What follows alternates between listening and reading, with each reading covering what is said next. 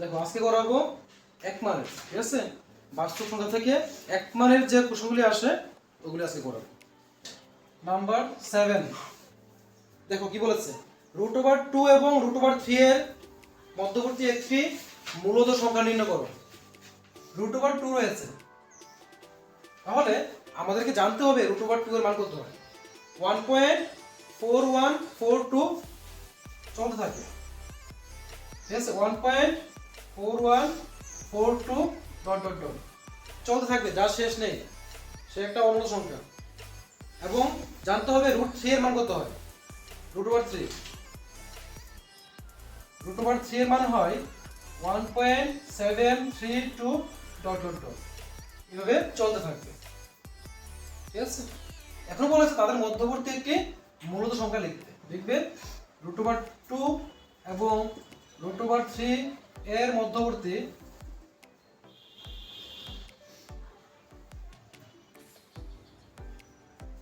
একটি মূলদ সংখ্যা হলো, একটি মূলদ সংখ্যা হলো, দেখো মানে 1.41 তার থেকে বড় হতে হবে, আবার 1.73 এর আগ পর্যন্ত হতে হবে। তাহলে তাদের মধ্যবর্তী যে কোনো সংখ্যা ধরে নাও, সেই হবে তার মূলদ সংখ্যা। লিখবে এত এবং এত মধ্যবর্তী মূলদ সংখ্যা হলো 1.45। দেখো 41 ছিল, এখানে 73, 41 থেকে তো বড় 45 টা, আর 73 থেকে ছোট এটা, তাহলে 1.45 টা হলো একটি মূলদ সংখ্যা।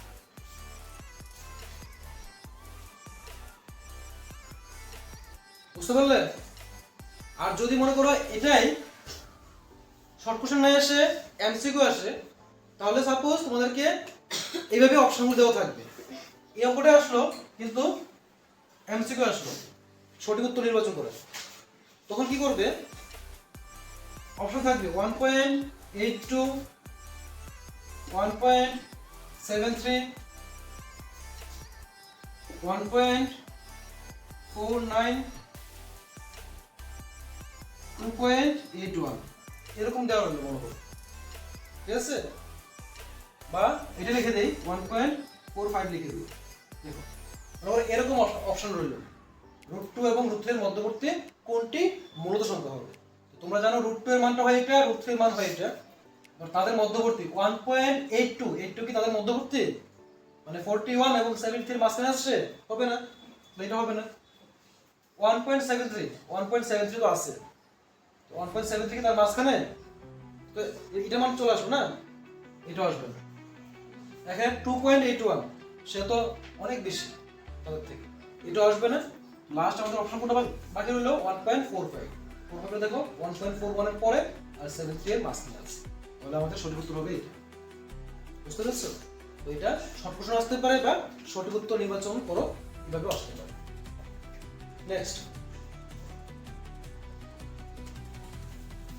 নাম্বার 8, দেখো কি বলেছে, নাম্বার 8 এ বলেছে a = x²y³ এবং b =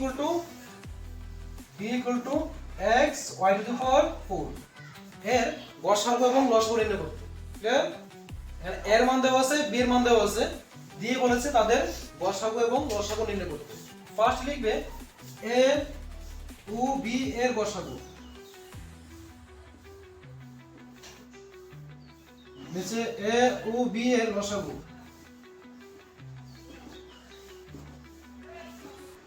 তাহলে দেখো গসাগু এবং লসাগু আগে বলেছিলাম, গসাগু মানে কোনগুলি, মিলের মধ্যে সবচেয়ে কমটা। তাহলে এখানে দেখো এর মান প্রথমে কি আছে, x², নিচে কি x আছে, তাহলে মিল আছে তো x এর, মিল তো আসবে। আবার দেখো x কয়টা আছে এখানে, দুইটা, নিচে কয়টা আছে, একটা, তাহলে কয়টা আসবে এখানে, গসাগু সমান কত আসবে, একটা। নেক্সট উপরে y আছে নে, উপরে y আছে কি, নিচে y আছে, মিল তো আছে, তাহলে সে আসবে। কিন্তু মিলের মধ্যে কোনটা আসে বেশি না কমটা, কমটা। উপরে কয়টা আছে, তিনটা, নিচে কয়টা আছে, চারটা, কম কয়টা আছে, তিনটা, কয়টা আসবে এখানে, y³। তাহলে কি পেলাম আমরা, xy³। xy³ টা হবে আমাদের গসাগু। নিচে বলেছে লসাগু নির্ণয় করতে। লসাগু মানে কোনগুলি? মিলের মধ্যে হাইয়েস্ট। তো দেখো x স্কয়ার রয়েছে, এখানে x রয়েছে, মিল তো আছে। হাইয়েস্ট কোথায় আছে? উপরে না নিচে? উপরে। কি আছে এটা? x স্কয়ার, এখানে x স্কয়ার ইনটু, দেখো উপরে আছে y কিউব, নিচে আছে y টু দি পাওয়ার 4। কোনটা আসবে? নিচেরটা, y টু দি পাওয়ার 4। তাহলে কি পেলাম আমরা? x square y to the power 4। এটা হলো লসাগু। পারবে এই ধরনের অঙ্ক আসলে? Next number 9। দেখো নাম্বার 9 এ বলেছে দেখাও যে 7 into 6 into 5 into 4 into 3 into 2 into 1 plus উপর কি ছিল? 5 প্লাস 5 একটি যৌগিক সংখ্যা। মানে এরকম দিয়ে দিল, বললো এটা একটা যৌগিক সংখ্যা, তোমরা কিভাবে নির্ণয় করবে। এটা করার নিয়ম হলো, এই লাইনটা তোলার পরে দেখো প্লাসের লেফট সাইড এবং রাইট সাইডের মধ্যে এমন কোন ডিজিটটা আছে যেটা কমন নেওয়া যায়, মিল রয়েছে। দেখো কোন সংখ্যাটা? প্লাসের লেফট সাইড এবং রাইট সাইড, এখানে 5 আছে, এখানে কি আছে? 5 আছে। তাহলে 5 কমন নেওয়া যায়, 5টা কমন নেবে। 5 লিখলাম। কমন নেওয়া মানে হলো ওই সংখ্যাটা লেখার সাথে সাথে ব্র্যাকেট শুরু করবে, ফার্স্ট ব্র্যাকেট।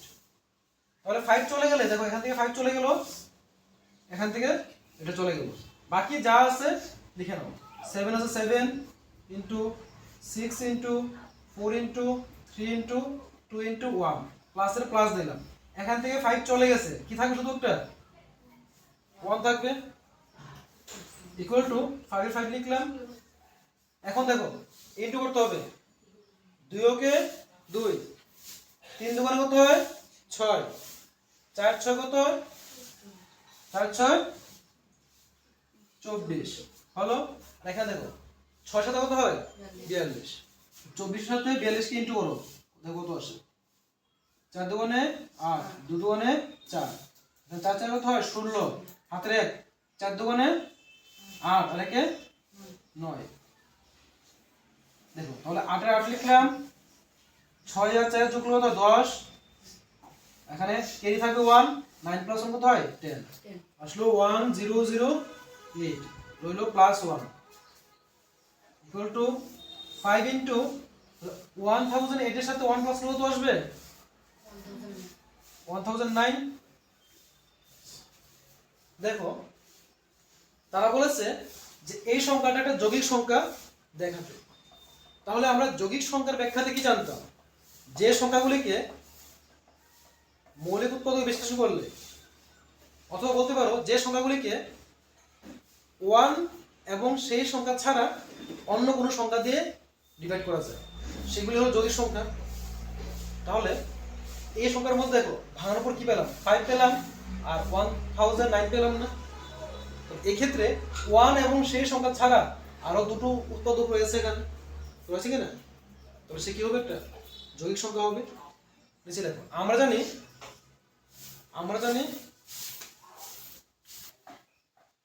জানি মৌলিক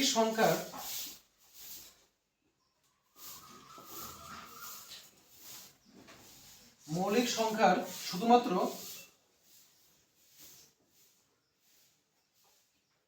এক এবং ওই সংখ্যাই উৎপাদক হয়। ওই সংখ্যাই উৎপাদক হয়।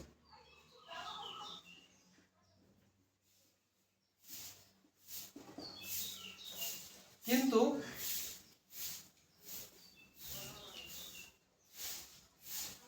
যৌগিক সংখ্যার ক্ষেত্রে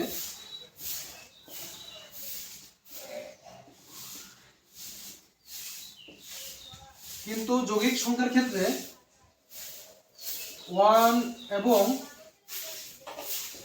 ওই সংখ্যা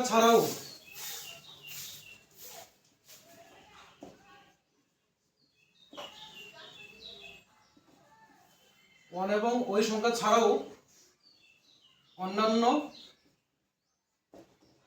উৎপাদক থাকে।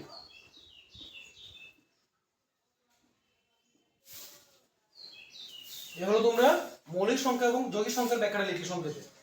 যে আমরা জানি মৌলিক সংখ্যা শুধুমাত্র 1 এবং ওই সংখ্যায় উৎপাদক হয়, কিন্তু যৌগিক সংখ্যার ক্ষেত্রে 1 এবং ওই সংখ্যা ছাড়াও অন্যান্য উৎপাদক থাকে। তাহলে আমরা পেয়েছি না এখানে উৎপাদক। দেখো এখানে 5 এবং এখানে তোমরা যাই পাবে 5 এবং 1009 হলো দুটি উৎপাদক, দুটি উৎপাদক। এখানে 5 এবং 1009 হলো দুটি উৎপাদক। সুতরাং যে কোশ্চেন ছিল 7 into 6 into 5 into 4 into 3 into 2 into 1 plus 5 একটি যৌগিক সংখ্যা, একটি যৌগিক সংখ্যা।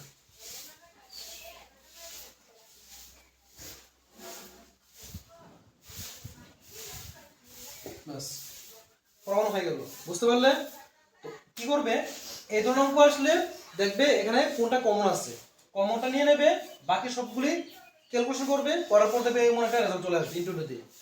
তারপর লিখে দেবে যে আমরা জানি মৌলিক সংখ্যা শুধুমাত্র 1 এবং সেই সংখ্যায় উৎপাদক হয়, কিন্তু যৌগিক সংখ্যার ক্ষেত্রে 1 এবং সেই সংখ্যা ছাড়াও অন্যান্য উৎপাদক থাকে। এখানে ওই যে আনসারটা পেয়েছো তোমরা এখানে যাই পাবে, এখানে 5 ইন্টু 1009 এসছে, তো সাপোজ এখানে আসলো 5 ইন্টু 7 ইন্টু 5000 যাই আসে আসুক, তো ওই সংখ্যাটা লিখবে। যেহেতু এখানে এত এবং এত দুটি উৎপাদক রয়েছে, তিনটা থাকলে লিখবে তিনটি উৎপাদক রয়েছে, চারটি থাকলে লিখবে চারটি উৎপাদক রয়েছে। সুতরাং কোশ্চেন তুলে নিয়ে দেখবে এটি একটি যৌগিক সংখ্যা। বুঝতে পারলে? নেক্সট নাম্বার 10 দেখো, 0.007 কে বলেছে পি বাই কিউ আকারে প্রকাশ করতে। ঠিক আছে, এগুলি এক মান আসতে পারে বা এমসিকিউ আসতে পারে। খুব ইজি ট্রিক্স হলো, দেখো প্রথম লক্ষ্য করবে কোনো ডিজিটের উপরে ডট বা টান দেওয়া আছে কিনা, বার দেওয়া আছে কিনা। কোথাও কি আছে ডট বা টান দেওয়া নেই? তো না থাকলে কি করবে, টান দেবে, দিয়ে দেখো পয়েন্টটাকে তুলে দিলে এখানে উপরের সংখ্যাটা কত হয়, পয়েন্ট তুলে দিলাম, তাহলে কত হলো 1। দেখো 007 হয়, 007 মানে কি, কত মানটা কত 7, তাহলে উপরে লিখবে 7। আর নিচে দেখো কি আছে, এটা পয়েন্ট আছে না, পয়েন্টের জন্য 1 লিখবে, আর পয়েন্টের পরে যতটা ডিজিট থাকে ততটা 0 বসাবে।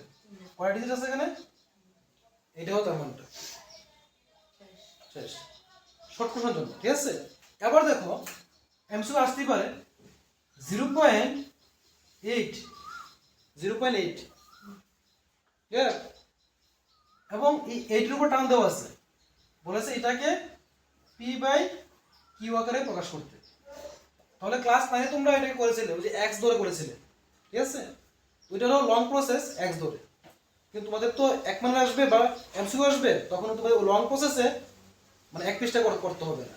শর্ট কিভাবে তোমরা করবে, শর্টে এইভাবে করবে। দেখো কয়টা ডিজিটের উপর টান দেওয়া আছে, একটা ডিজিটের উপর টান দেওয়া আছে। আর কার উপর দেওয়া আছে, 8 এর উপর দেওয়া আছে, উপরে লিখবে 8। দেখো বুঝলে কিনা, 8 এর উপর দেওয়া আছে, উপর কি লিখবে, উপর লিখবে 8। আবার বলো কয়টা ডিজিটের উপর আছে, একটা ডিজিটের উপর টান দেওয়া আছে, নিচে লিখবে একটা 9। আনসার চলে আসলো। যখন তুমি এটাকে x ধরে ক্লাস 9 এ যেভাবে করেছিলে এভাবে করবে, তখন লাস্টে আনসারটা আসবে এরকম 8/9। কিন্তু এখানে তোমাদের যেহেতু ক্লাস 10 এর মধ্যে এমসিকিউ আসবে, তখন তোমাদের ওই লং প্রসেস করার দরকার নেই। জাস্ট ট্রিক্সটা মনে রাখবে যে যতটা ডিজিটের উপরে টান থাকে নিচে ততটা 9 লিখবে। ঠিক আছে, এবার দেখো আরেকটা আসতে পারে এরকম 0.81 আছে। দেখো 81 এর উপর টান দেওয়া রয়েছে, তাহলে এটাকে যদি আমরা পি বাই কিউ আকারে প্রকাশ করি কি হবে, উপর হবে 81।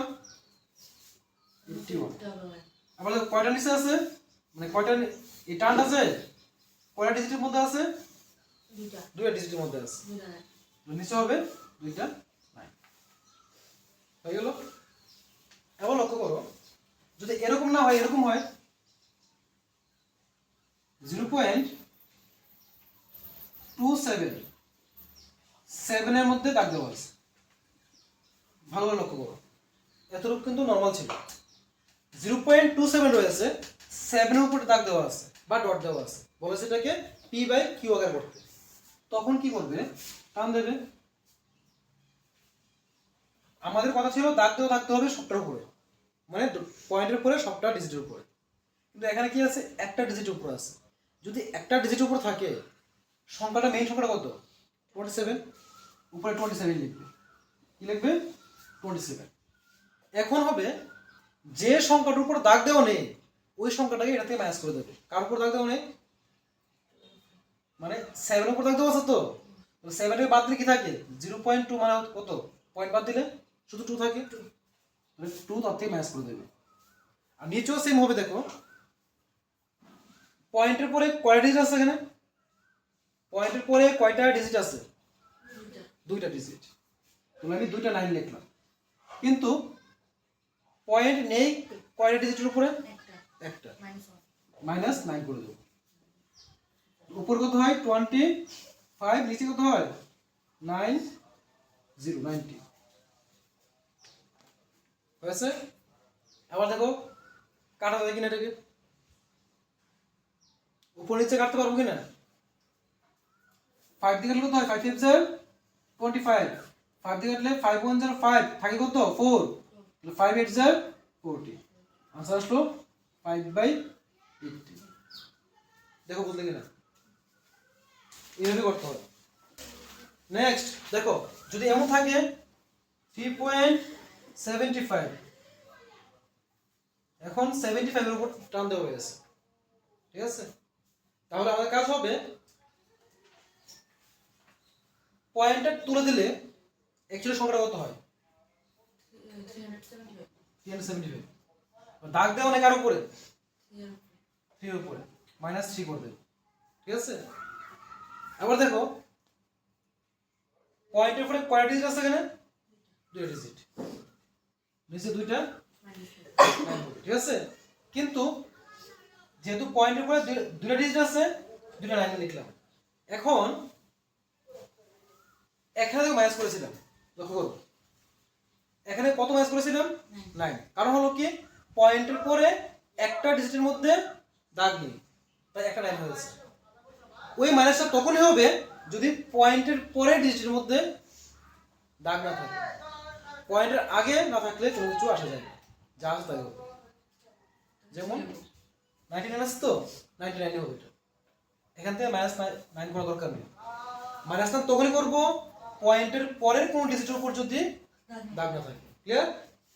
তো সমস্যা কত হবে, এটা নিচে হবে 99, উপরে কত আসবে 372, মানে 372/99, ঠিক আছে। এখন দেখবো যে কাটা যায় কিনা, দেখো 3 দিয়ে কাটা যায়, 3 দিয়ে কাটলে 3 3 are 9, 3 3 are 9, 3 দিয়ে কাটলে 3 1 are 3, 3 2 are 6, ক্যারি 1 থাকে 12, তাহলে কত হবে 3 4 are 12, 1 2 4 নিচে আসবে 33, এই হলো তোর আনসার। দেখো এতটুকু বুঝতে পারলে কিনা, ঠিক আছে। এই ধরনের তোমাদের এমসিকিউ আসতে পারে যে নিচের কোনটা সঠিক হবে, তোমরা এই প্রসেসে করবে।